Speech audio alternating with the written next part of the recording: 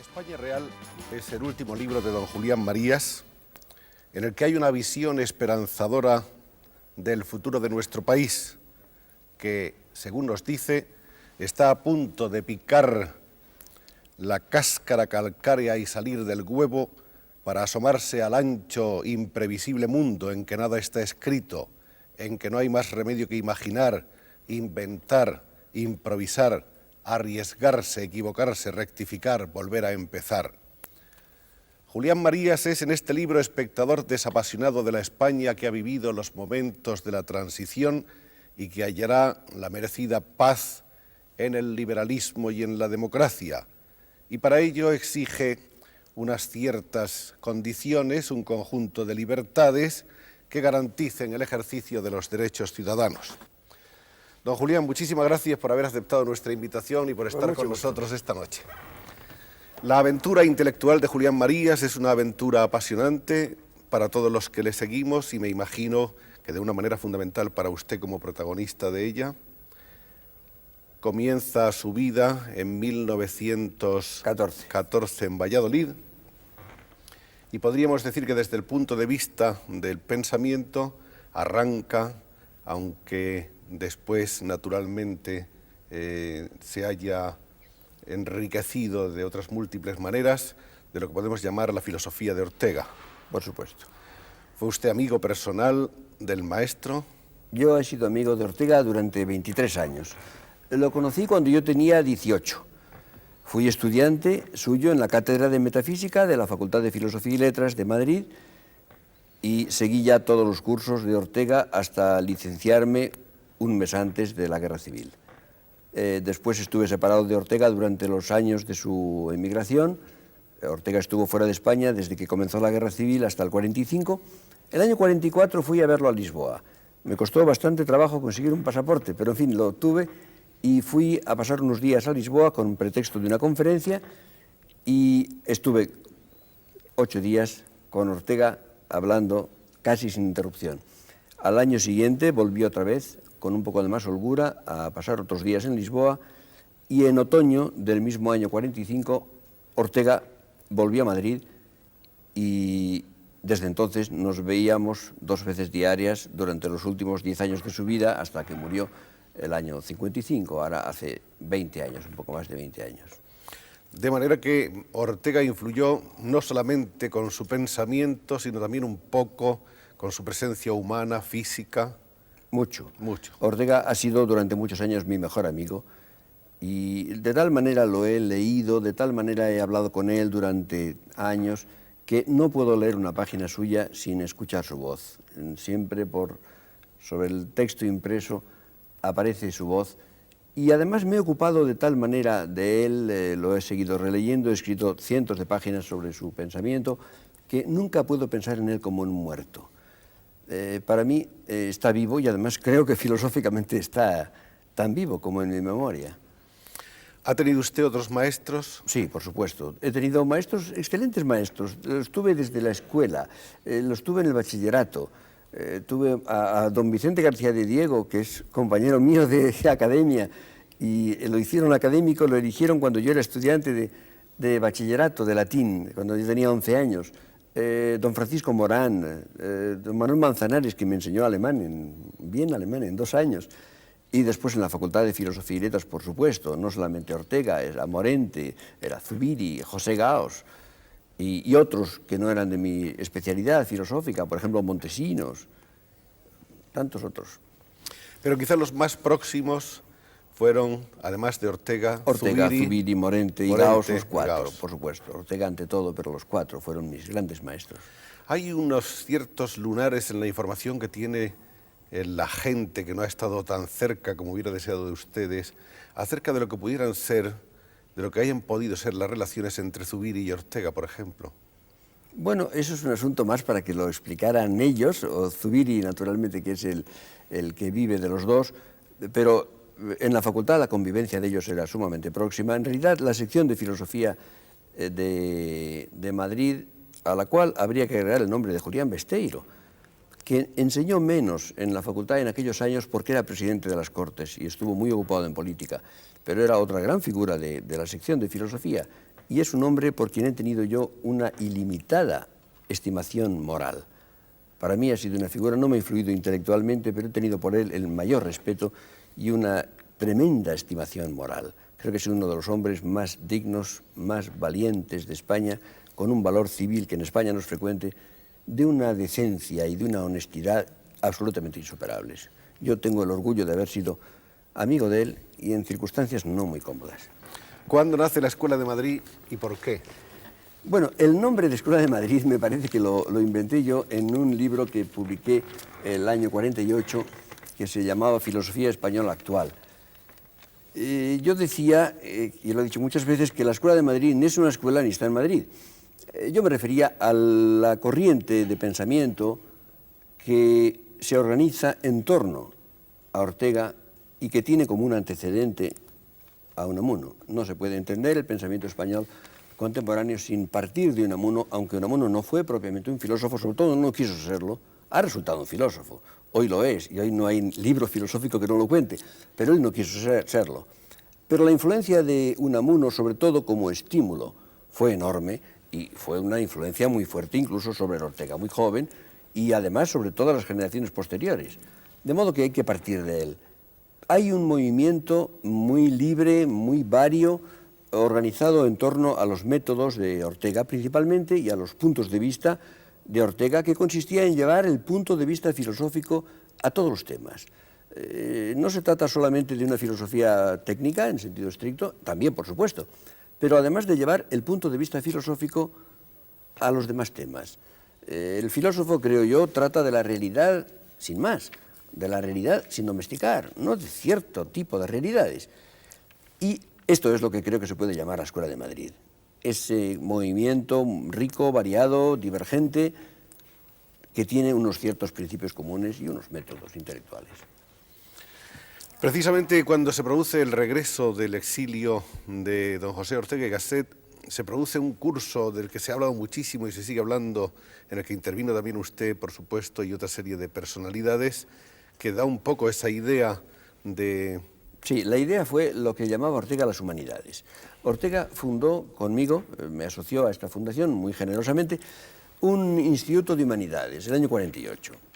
Dijo que lo hacía solamente conmigo porque éramos dos insensatos que no teníamos nada que perder, fue la expresión que empleó, y entonces empezamos a hacer cursos y seminarios y algo que después se ha puesto muy de moda, que era lo que llamaba coloquios discusiones. Creo que la primera vez que se hicieron estos coloquios discusiones fue entonces. Ortega dio el gran curso sobre una interpretación de la historia universal como comentario y crítica de Toynbee, y después en el segundo año el gran curso El hombre y la gente, que se han publicado como libros. Y yo el primer año di un curso que también redacté y publiqué inmediatamente, que fue el libro El método histórico de las generaciones.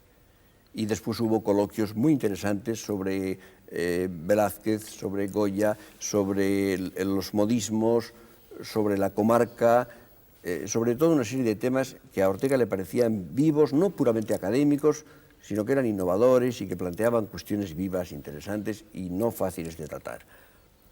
Que por otra parte despertaron una curiosidad masiva del público hasta el extremo de tener que buscar locales de gran aforo. Bueno, Ortega dio el primer curso en el salón muy grande del Círculo de la Unión Mercantil. Al año siguiente la afluencia de público fue tan grande que hizo falta el Cine Barceló, que tenía 1.300 butacas. Conozco bien el aforo de entonces, por lo menos porque me ocupé de aquel asunto. Y estaba siempre lleno, absolutamente.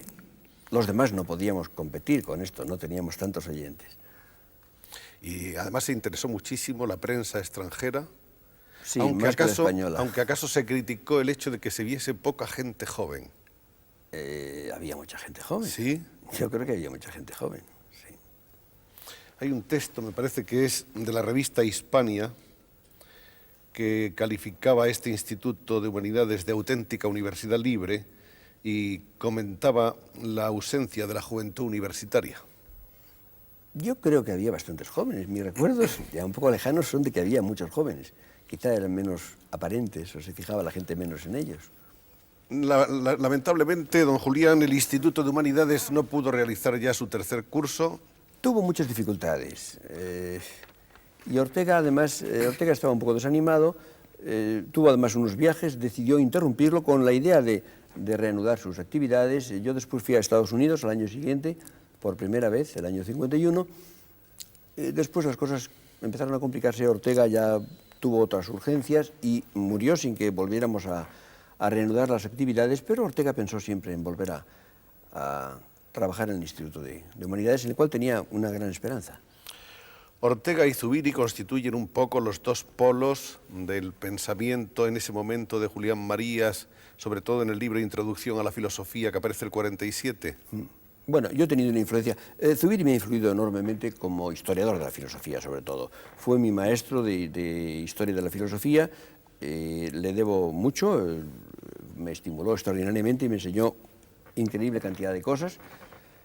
Después, en la filosofía personal mía, me he sentido más cerca de la perspectiva de Ortega, pero, y por supuesto, a otro nivel, muy distinto, y en otra generación, de otra manera diferente. El pensamiento de Ortega, por ser circunstancial, obliga a cada uno a pensar desde su propia situación, por tanto, obliga a ser original, aunque no se quiera. ¿Y a qué atribuye usted, don Julián, esa pereza de la gente, ese ponerse de espaldas a la realidad? Es una cuestión importante. Bueno, por una parte hay esto. Se ocupa de filosofía mucha gente que no tiene vocación filosófica, sino que busca otras cosas, con el nombre de la filosofía. Los filósofos han sido siempre pocos. Yo he dicho siempre que son 4 gatos metidos en un rincón y sin ninguna importancia. Ahora hay mucha gente que se ocupa de filosofía, o que usa este nombre, más o menos en vano. Por otra parte, hay miedo a los problemas. Piense, por ejemplo, en esta situación, a mí me sorprende la facilidad con que el hombre de nuestro tiempo acepta que cuando el hombre muere, pues todo termina. Estamos en el reverso de Unamuno. Unamuno necesitaba saber si he de morir del todo o no. Y si no muero, ¿qué será de mí? Y si muero, ya nada tiene sentido, decía Unamuno. Bien, yo no diría que es la única cuestión, pero diría que es la más importante.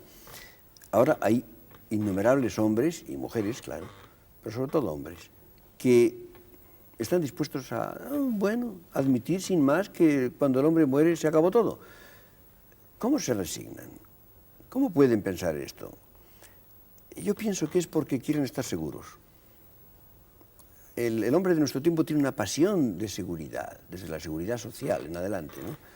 Y naturalmente, como uno no puede estar seguro de la inmortalidad, porque aun en el supuesto de que estuviera seguro de que iba a ser inmortal, habría que preguntarse ¿y cómo? ¿Y de qué manera? ¿Y qué me va a pasar?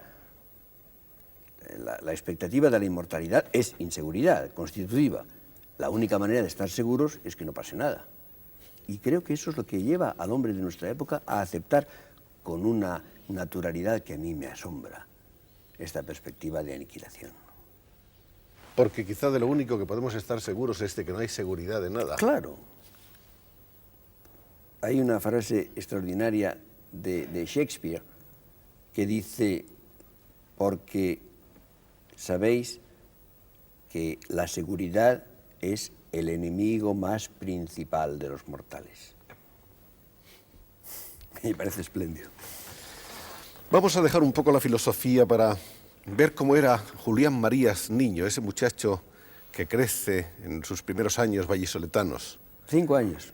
5 años, nada más. Pero tengo muchos recuerdos. Alguna vez voy a hacer el experimento de describir mis recuerdos de Valladolid, que son de 5 años, los primeros 5 años. Y es sorprendente, va a resultar un poco largo, porque me acuerdo de muchas cosas. A los 5 años mi familia vino a vivir a Madrid, y entonces ya he vivido, salvo pequeñas residencias en el extranjero, siempre en Madrid, y he hecho todos mis estudios, desde el colegio al bachillerato y la universidad, de modo que soy madrileño para todos los efectos, menos la elle, que pronuncia una elle castellana vieja, pero para todo lo demás. Y estudié en el bachillerato en el Instituto del Cardenal Cisneros, después empecé a estudiar filosofía y letras y ciencias a la vez. Yo pensaba estudiar ciencias. En el verano en que iba a empezar los estudios universitarios, que fue el verano del 31, sentí una cierta preocupación, me atraía vagamente eso que se llama filosofía, que yo no sabía muy bien lo que era. Entonces decidí hacer las 2 carreras a la vez y hice el primer año de Ciencias y el de Filosofía y Letras, y al acabar el curso decidí que mi vocación era claramente la filosofía, entonces dejé la carrera de Ciencias, aunque seguí leyendo muchas cosas científicas, de matemáticas y física, pero en fin, no seguí ya la carrera de Ciencias. Y me licencié exactamente un mes antes del comienzo de la Guerra Civil, a tiempo. Su identificación con la carrera y con la filosofía fue, por lo tanto, inmediata. Fue inmediata. La facultad en que yo me formé era extraordinaria. Yo no creo que la Universidad de Madrid haya sido nunca, ni antes ni después, lo que fue en estos años 31 a 36, fueron mis años de estudiante. Imagine usted que además de los profesores de la sección de filosofía que he nombrado antes, estaba Menéndez Pidal, estaba don Manuel Gómez Moreno, Obermayer, Sánchez Albornoz, Américo Castro, Montesinos, Pedro Salinas, Lafuente, Ferrari, incluso Rafael Lapesa, que era muy jovencito, era un profesor, eso que se llama ahora un PNN, ¿no? Era entonces. En fin, Zaragoza, don Luis de Hoyos, Zulueta, era algo realmente increíble, ¿no? Probablemente no había una facultad en Europa con un nivel parecido. Sí, sí. Ese fue mi gran privilegio. Y además, entonces yo derivé de esa facultad no solamente una información decente, sino, no sé, la experiencia de lo que era vida intelectual, y de lo que era veracidad, y de lo que era entusiasmo. Entusiasmo por la verdad, y entusiasmo por la realidad, y entusiasmo por España, por la realidad española, que tratábamos de conocer por dentro y por fuera. Ese ha sido mi gran privilegio. Se estaba viviendo un poco todavía, en esos años, el esplendor de la generación del 98. Bueno, era el momento en que estos hombres tenían el máximo prestigio, en que eran ya grandes figuras maduras. Yo los he conocido a casi todos. En realidad, salvo Antonio Machado, que no tuve la fortuna de conocer, creo que desde Unamuno para acá, con 2 o 3 excepciones, he conocido más o menos a todos los grandes escritores españoles y he tenido amistad con la mayor parte de ellos. Entonces se produce, yo creo que en el año 31, el año de la República, se produce precisamente, y coincide con un cambio generacional, según mi cronología, diríamos el relevo de la generación del 98, que queda entonces como en reserva, y el primer plano del poder lo ocupan en todos los órdenes los hombres de la generación siguiente, la generación de Ortega, de Morente, de Azaña, de Américo Castro, de Madariaga, etc. Esta generación es la que realmente ocupa el poder activamente a partir del 31. Pero todavía, naturalmente, la influencia del 98 era fortísima. Y había una generación más empujando. Bueno, había la generación siguiente, la generación de los nacidos en torno a 1901, sí, que es la que llaman del 27, la que llaman del 27. Que es la generación de Zubiri, por supuesto, de Lorca, de Damaso Alonso, de Lafuente Ferrari, de Rosa Chacel, a quien usted entrevistó hace poco tiempo. Es la generación de los nacidos a comienzo de siglo. Y esa generación ya tenía autoridad y eran en gran parte maestros nuestros también, claro. Otro fenómeno cultural por el que se ha interesado usted muchísimo y lo sigue haciendo ahora es el cine. Sí. El cine, que no estábamos acostumbrados a que fuera observado con una mirada tan penetrante como la suya y de que nos ha dado algunas interpretaciones realmente impresionantes. Me gustaría saber qué piensa usted, en principio, de lo que el cine español aporta al mundo en general de la cultura, si es que aporta un mensaje característico. Bueno, yo creo que todavía no del todo. Es decir, verá lo que quiero decir. No es que no haya películas españolas buenas, que las hay, no muchas, pero hay buenas películas españolas. Lo que no estoy seguro es de que responda a una manera de instalación en la realidad, algo comparable a lo que puede ser la literatura española o la filosofía española, ¿no? Quiero decir que una película española buena, en general el elogio que decimos de ella es, bueno, esta película puede circular como si no fuera española. Bueno, no me satisface. Quiero decir, debe ser tan buena como cualquiera, debe ser una película capaz de competir con los demás a cualquier nivel, de valer por sus propios méritos sin necesidad de pensar que es española, pero a mi juicio debe tener un estilo, como lo tiene la lengua.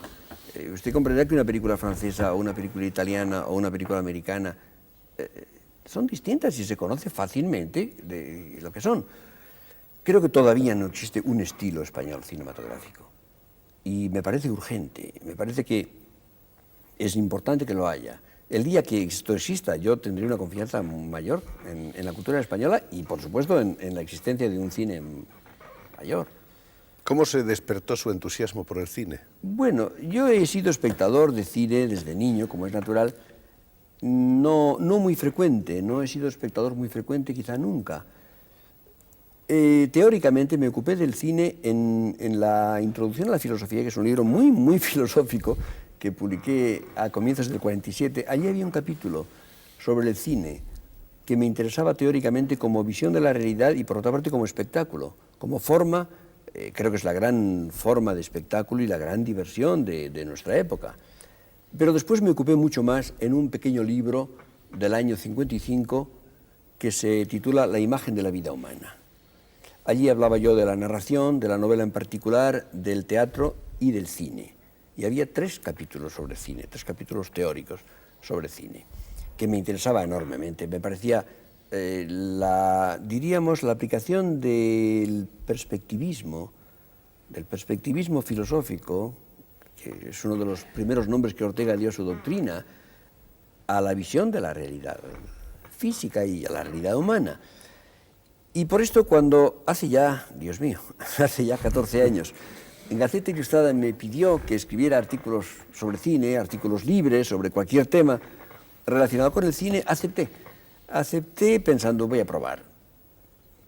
Yo pensaba, voy a hacerlo unos meses. Bueno, van 14 años y todavía no he decidido interrumpirlo. Creo que voy a seguir porque me divierte enormemente. Y además me estimula mucho. Yo diría que muchas ideas filosóficas me han venido viendo películas o pensando sobre ellas. Por ejemplo, en el libro menos malo que he escrito, que es La antropología metafísica, que se publicó en el año 70, se pueden encontrar. A veces hay ideas que están desarrolladas de un modo mucho más técnico, pero que se pueden encontrar en forma larvada en artículos sobre películas que había escrito antes. Es decir, hay una cierta, diríamos, una antropología cinematográfica que se podría hacer.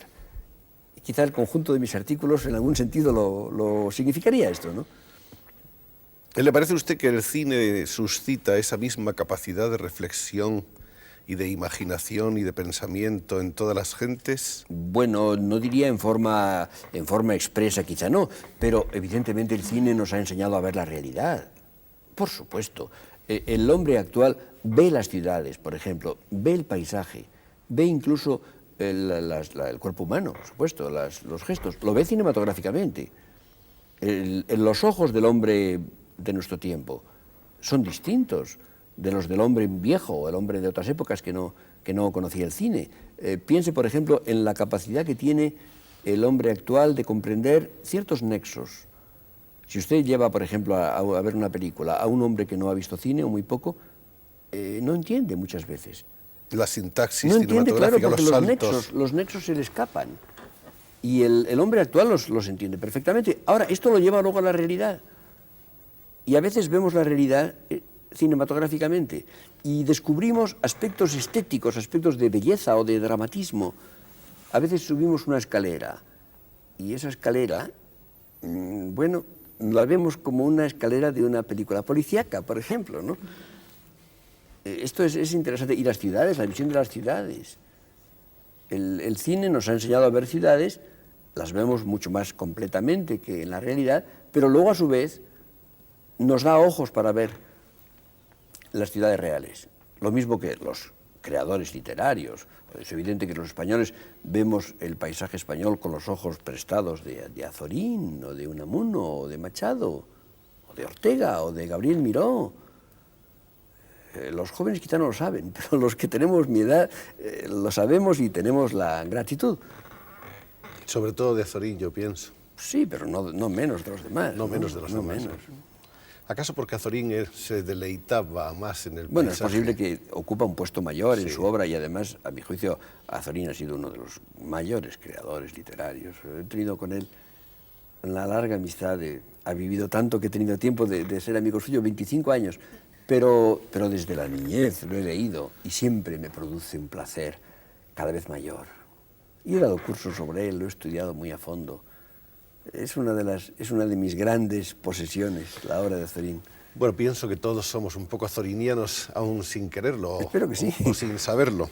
Azorín, que por cierto, en sus últimos años se convirtió también en un enamorado del cine, Sí. en un fanático del cine. Durante muchos años, desde el año quizá 50 o algo así, hasta que estaba ya muy viejo, veía 2 películas diarias. Y escribió sobre cine bastante. Sí, lo recuerdo. Sobre ¿Y Gary de la Cooper televisión como qué hombre del piensa oeste. usted?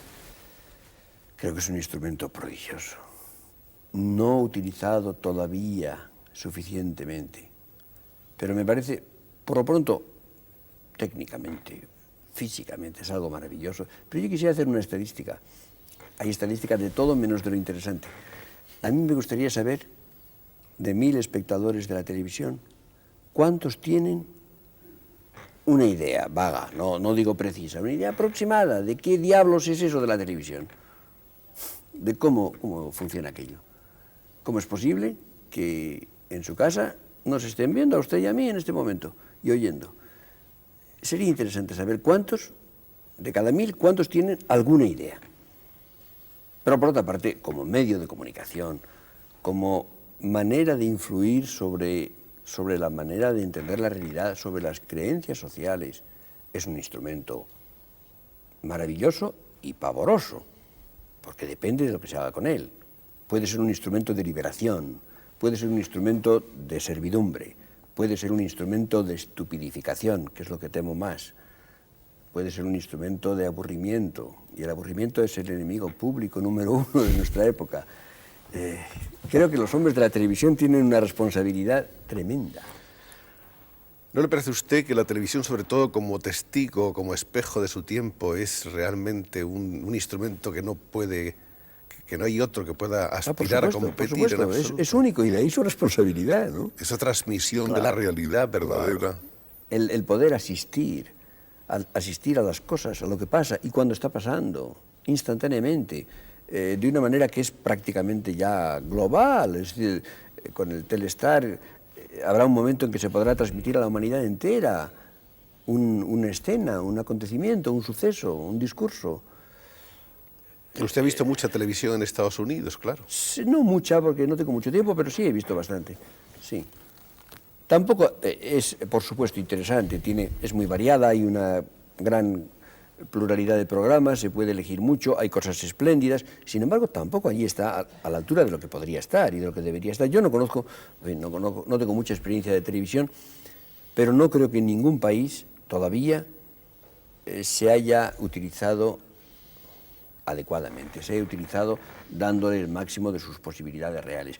Y yo tengo la impresión, no sé, todo el mundo habla del pueblo ahora, pero todo el mundo lo subestima. En el fondo hay una especie de desprecio por el pueblo. Yo tengo la impresión de que los directores de la televisión, de la radio, de los espectáculos, de las revistas, de los periódicos, todos creen que los hombres y mujeres son inferiores a lo que son. Creen que hay que darles cosas malas, que hay que darles cosas baratas, elementales, toscas.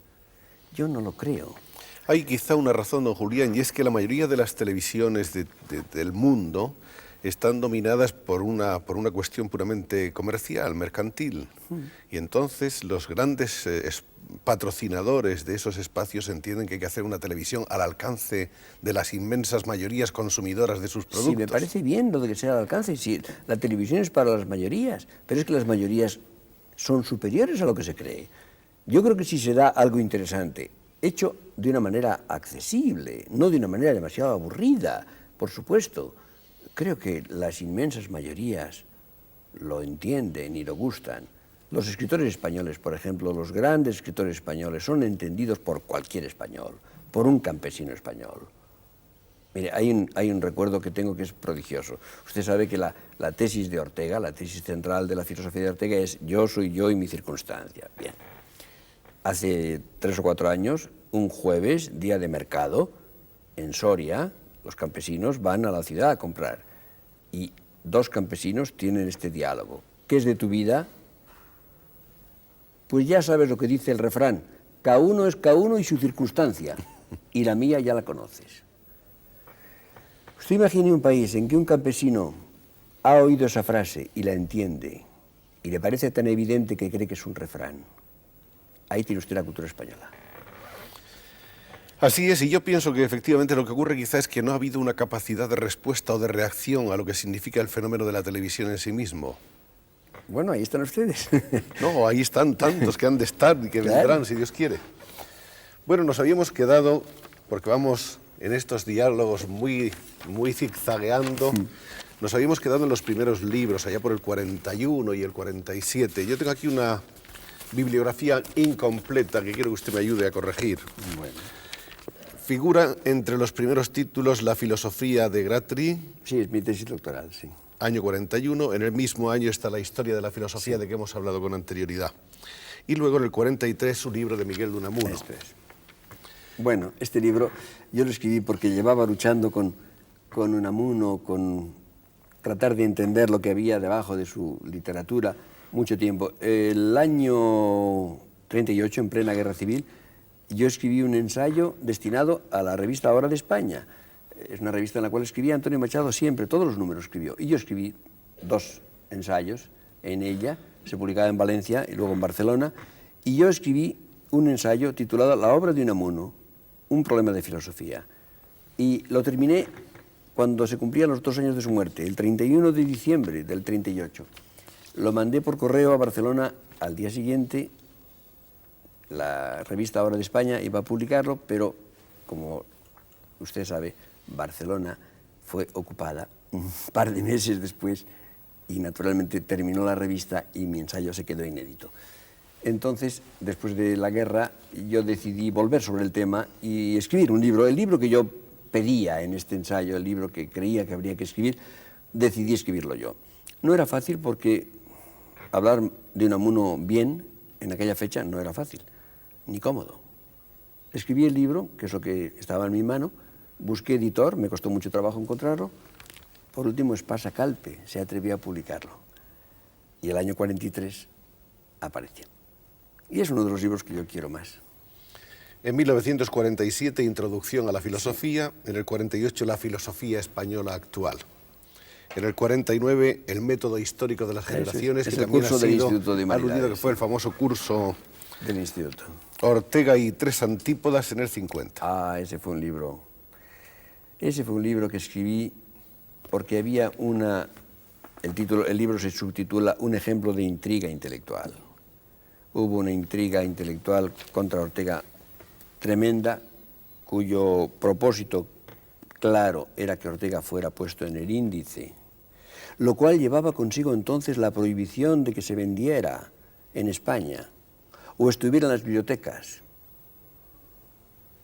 Y entonces yo pensé que tenía que escribir este libro, tenía que demoler a 3 autores a los cuales llamé los antípodas de Ortega. Bien, este libro se publicó en Buenos Aires, en Madrid no se pudo publicar, pero 800 ejemplares llegaron a España y se agotaron en 6 días. Es una rareza ese libro ahora. Viene luego El existencialismo en España, año 53, Aquí y ahora, 54, en el 55, Ensayos de convivencia, en el mismo año, Ensayos de teoría, en el 56... No olviden en el 55 uno de los libros que más me importan, que es La estructura social. Ese es uno de los libros más importantes. La estructura social, Sí, en el 55. el 55. ¿Quiere usted decirnos algo sobre el libro? Sobre Bueno, ese libro? es la aplicación del método que uso intelectualmente a la realidad social, a los problemas sociales. Es un estudio que ahora va a aparecer en inglés con una introducción del sociólogo americano Robert Merton, y es el libro en que trato de determinar la realidad de la sociedad y el método de investigación social. Es un libro que se ha editado bastantes veces y es de los que prefiero, de los que tengo más interés. El año 56 nos regala usted los Estados Unidos en Escorzo, El intelectual y su mundo. A continuación, los 3 volúmenes sobre Ortega, que son más o menos de ese año o del siguiente. Bueno, sobre Ortega yo he escrito, he reunido los trabajos sobre Ortega en 2 libros. Hay un pequeño libro que se llama Acerca de Ortega, que es una colección de ensayos breves, y luego un libro muy extenso, Ortega, Circunstancia y Vocación, que se ha reeditado hace poco en esa colección de obras mías, El Alción, en dos volúmenes. Ahí está todo lo que he escrito sobre Ortega, en esos 2 libros. Está La España posible de Carlos III, y después tengo aquí un vacío hasta la España real. Ah, bueno, hay muchas cosas. Faltan muchas cosas. Ahí no le puedo decir el orden exactamente, pero sobre todo hay lo que llamo yo libros sobre países, que a mí me interesan mucho. Usted ha nombrado el de los Estados Unidos en Escorzo, pero luego he publicado otro, Análisis de los Estados Unidos, Sí. un pequeño libro sobre la India, Imagen de la India, otro librito que se llama Israel, una resurrección, otro libro sobre Hispanoamérica, y luego 2 libros sobre regiones españolas, Nuestra Andalucía Y Cataluña. y Consideración de Cataluña. 2 libros que a mí me interesan mucho, por razones diferentes, son muy diferentes como son muy diferentes las regiones, pero a mí me interesan mucho. Hay un libro que se llama Los Españoles, que es una colección de ensayos extensa. Otro se llama Nuevos ensayos de filosofía. Y, como le decía usted antes, el libro que me parece el más personal de los que he escrito, si yo tuviera que preferir uno solo, sería Antropología Metafísica, que se publicó el año 70. Luego varios libros de ensayos que he publicado en los últimos años, Innovación y Arcaísmo, se titula uno de ellos, otro, La justicia social y otras justicias.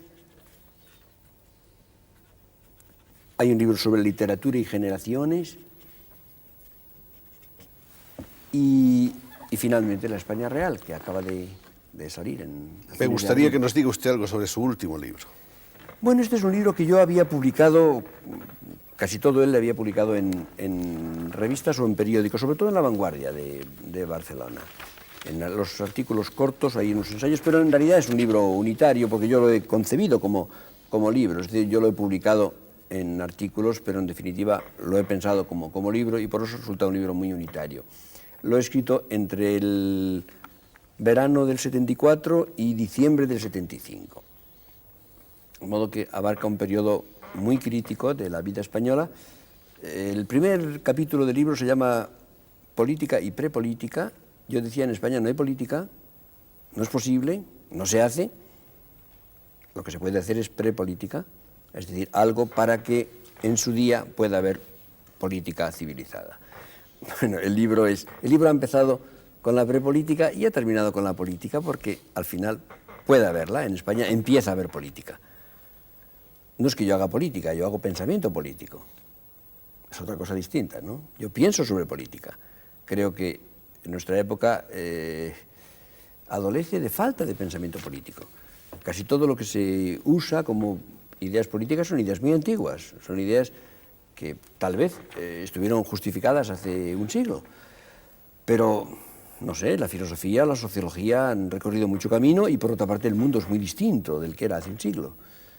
Creo que hace falta un pensamiento actual en el sentido de que los métodos de pensamiento sean actuales y de que se piense sobre la realidad actual y no sobre la realidad del siglo pasado o del siglo XIII. Esto es lo que es mi libro, ¿no? Es una visión de España tal como realmente la encuentro, de los problemas que me parecen más urgentes, del camino que me parece que podría haber, o los caminos, porque son muchos, para que los españoles podamos convivir civilizadamente, fraternalmente, para que podamos luchar, porque la vida humana es lucha, para que podamos luchar, pero como personas civilizadas, como hermanos, para que pueda ser un país libre y un país a la altura de lo que ha sido en sus mejores momentos. Este es el libro, este es el propósito del libro. Esa idea de usted acerca de su pensamiento político creo que está bastante clara en su discurso de respuesta al de Madariaga cuando ingresó en la academia. Sí, yo decía, en fin, salvando tantas distancias, empezando por la edad, que en algún sentido mi posición tenía algo que ver con la que Madariaga tomó, en un sentido concreto. Yo he puesto en mi vida a la Carta de la Libertad. Sencillamente, nunca he aceptado nada que no me parezca verdadero, ni me ha parecido aceptable ninguna forma de vida que no sea vida en libertad. Esto, naturalmente, supuso para mí una enorme dificultad en casi toda mi vida adulta. Me ha impuesto un enorme sacrificio personal que ha sido el renunciar a mi vocación por la docencia. Yo tengo vocación de profesor universitario vivísimamente. Y cuando yo estoy delante de una clase, lo he dicho muchas veces, soy 60 minutos feliz, pase lo que pase. Y yo no he sido, ni soy, profesor universitario en mi país. Y no tengo discípulos directos, regulares, españoles, lo cual es para mí un enorme sacrificio y una gran pérdida. Soy profesor de extranjero, soy profesor universitario ocasionalmente, y poco tiempo en general, porque quiero vivir en España, en universidades de los Estados Unidos, pero nada más, y no es lo mismo. Este ha sido para mí el gran sacrificio y la gran renuncia de mi vida. Sí, usted ha mantenido incólumes esos principios a pesar de todos los vaivenes. Bueno, mire usted, yo le puedo decir una cosa. Yo he escrito mucho desde el año 33. Empecé a escribir muy poco. Cuando tenía 19 años, no es que me parezca bien todo lo que he escrito, ni mucho menos, pero me parece mío, todo lo que he escrito. Ahí está, y lo reimprimo. No lo olvido, no quiero olvidarlo. Me siento solidario, incluso con sus defectos, con sus errores. Pero me parece mío, me parece mi realidad. ¿Los cursos que da usted en Estados Unidos son cursos de cuántos meses? Bueno, yo estuve una vez un año entero, después he estado 2 semestres. Primero estuve en Wellesley y en Harvard, luego estuve un semestre en California, después otro semestre en Yale. Pero luego ya no puedo, yo quiero vivir en España y además tengo mucho trabajo en España, no puedo faltar de aquí más que unas semanas. Yo hago cursos de 6 semanas. En los últimos años en Indiana University, hago unos cursos muy condensados en 6 semanas y me vuelvo rápidamente. Está usted siempre deseando regresar, antes de irse ya. Sí, el tiempo que lo paso allí me gusta mucho y lo paso con mucho interés y tengo muchos amigos y el país me interesa indeciblemente, pero echo de menos España casi desde Barajas. Bueno, pues vamos a ver ahora unas fotos que tenemos ahí, no son tantas como quisiéramos, pero hay unas cuantas, unos documentos que son importantes. Este primero, en el que vemos a Julián Marías, muy joven ahí a la derecha de la fotografía, con don Miguel de Unamuno. Esto es de los años... Esto es del 34. 34. Yo tenía 20 años y pasé el curso de verano en la Universidad Internacional de Santander. Y Unamuno, que iba a jubilarse entonces, fue el último verano antes de su jubilación, pasó 15 días en la Magdalena y nos hizo una lectura del Hermano Juan o El mundo es teatro, un drama suyo, y habló con nosotros, con los estudiantes, con los profesores, interminablemente, como él hablaba, y pasé ratos de conversación con él, y esa fotografía recuerda pues, un momento en que estábamos sentados allí en la Magdalena. Tenemos aquí otra foto que es preciosa. Don Ramón Menéndez Pidal y Laín Entralgo, en el centro está Julián Marías. Fue en ocasión Esta fotografía es de enero del año 65. Es la primera comida de la Academia Española, la comida del director, a la cual asistí yo cuando fui elegido académico. Todavía no había ingresado, ingresé en el verano siguiente, y es la última comida que asistió don Ramón Menéndez Pidal.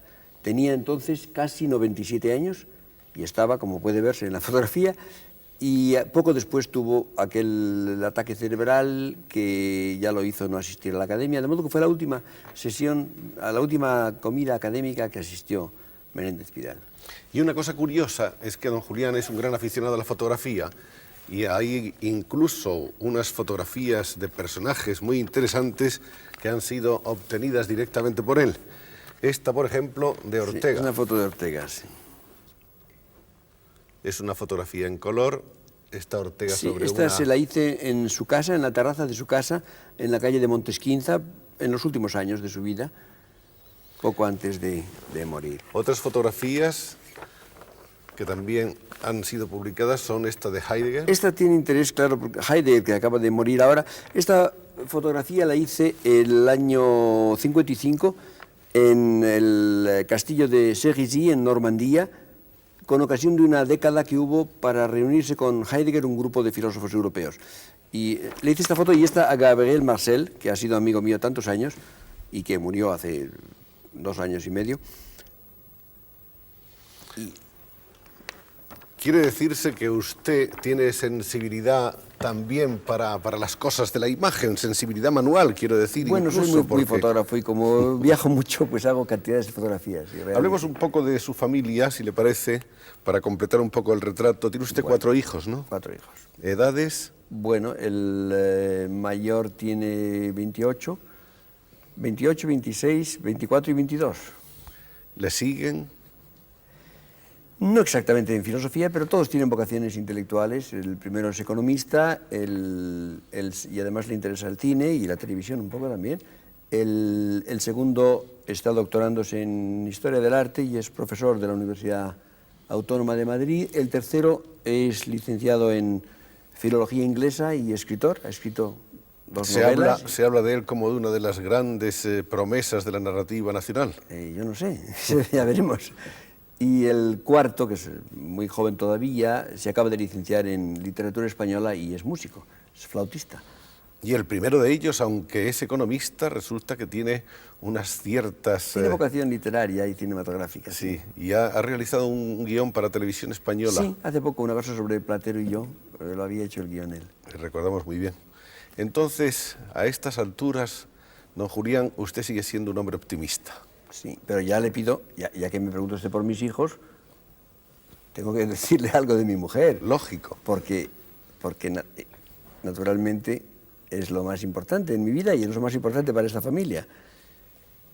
Mi mujer fue compañera de la carrera de la universidad desde el primer día hasta, de modo que nos conocemos desde los 17 años y creo que ha sido la explicación de mi vida, de lo que yo he hecho realmente y de esos 4 hijos, por supuesto. Creo que si no hubiera sido por ella, toda esa vida que hemos evocado y toda esa obra grande, por lo menos grande, que he hecho y especialmente esos hijos, hubiera sido imposible. Podríamos decir que ahí está un poco la razón. Es la razón. La razón vital. Muchas gracias, don Julián.